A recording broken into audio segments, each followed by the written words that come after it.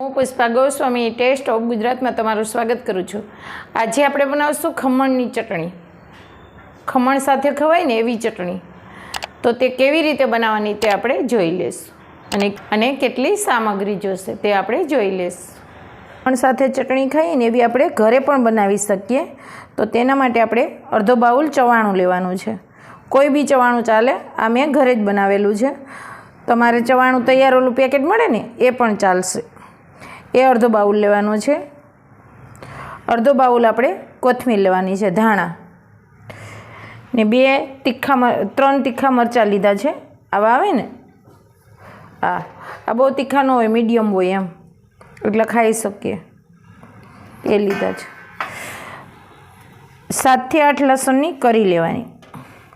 ચપટી લીંબુના ફૂલ લેવાના ને ચપટી ખાંડ ને ટેસ્ટ પ્રમાણે મીઠું। આ તમે ડ્રાય પણ બનાવી શકો ચટણી। તમારે ડ્રાય બનાવવી હોય ને તો આ સુકવણી કરેલા તમારી પાસે મરચાં હોય ને આ સુકવણી કરેલી ધાણા હોય, એ પણ વિડીયો મેં તમને બતાવેલો છે। તો એ તમે નાખશો તો આ ડ્રાય બની જશે। તમારે ગમે ત્યારે ખાવી હોય ત્યારે પાણી નાખીને તમે કરી શકો। આજે આપણે અત્યારે ખવાય એવી જ બનાવશું। બહાર ખમણવાળાને ત્યાં મળે ને એવી જ બનશે આ ચટણી। આપણે પહેલાં ચવાણું નાખી દઈશું।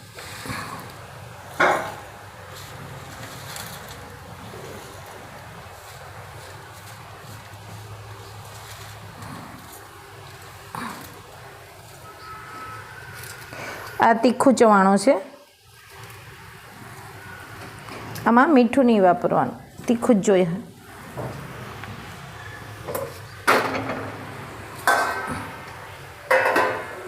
આપણે મરચાં એમાં નાખી દઈશું ને આ ધાણા લસણ। પહેલાં હવે આને ક્રશ કરી લઈશું આપણે, મીઠું નાખી પછી ધાણા નાખીશું। ટેસ્ટ પ્રમાણે મીઠું નાખીશું। ચવાણામાં આપણા મીઠું હોય જ એટલે મીઠું આપણે સાચવીને નાખવાનું। હવે આપણે ક્રશ કરી લઈશું। આ બધું ક્રશ કરી લઈએ।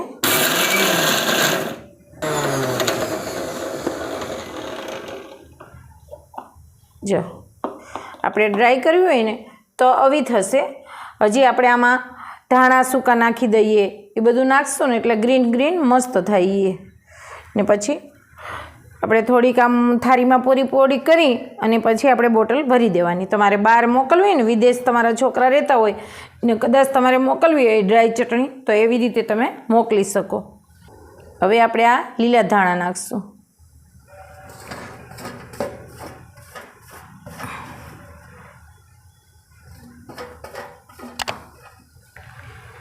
ચપટી આપણે ખાંડ નાખીશું। આ મસ્ત તીખી ને એવી હોય ને, તીખી ને મીઠી ને એવી ખમણની એવી બનશે।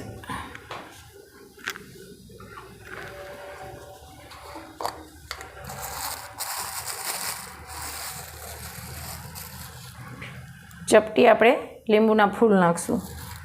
તમે લીંબુ પણ લઈ શકો, આંબલી પણ નાખી શકો ખટાશ માટે।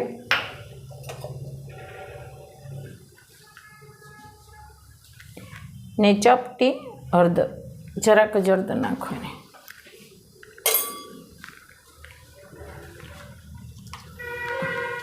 હવે આપણે ઢાંકણ ઢાંકી અને પહેલાં આને ક્રશ કરી લઈશું, પછી આપણે થોડું પાણી નાખીશું।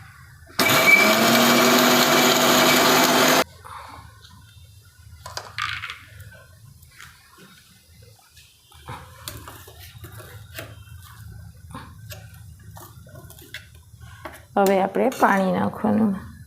આ થોડીક ઢીલી જોઈએ એટલે આપણે અડધો ગ્લાસ પાણીનો નાખી દઈશું। આ નાનો ગ્લાસ છે એટલે આપણે અડધો ગ્લાસ નાખ્યો છે અત્યારે।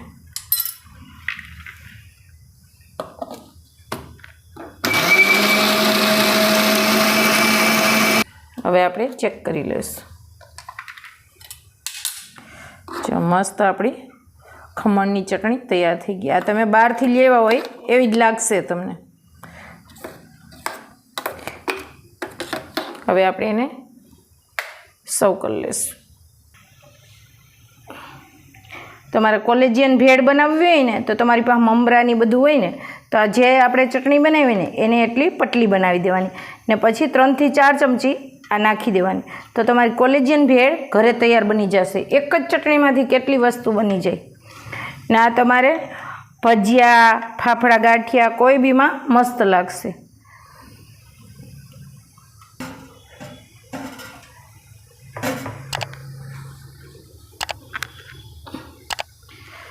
તૈયાર છે આપણી ખમણની ચટણી.